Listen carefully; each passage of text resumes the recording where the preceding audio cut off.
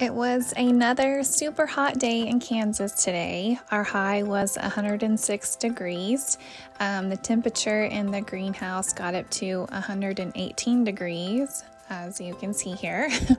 I wanted to show you that the plants, though, they look just fine. They look like they have been not bothered at all by the heat. I think the key has been to really water them well, and I'm still only watering the plants once a day in the greenhouse. I just make sure I water everything really well. Obviously keep the windows and the doors open. I have one fan running.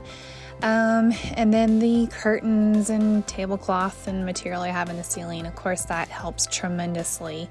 But yeah, things are doing just fine, and obviously I'm not hanging out here in the middle of the day, but it's still just a wonderful place to be in the mornings and the evenings, and I just want to encourage others to keep using your greenhouses, even in the middle of the summer.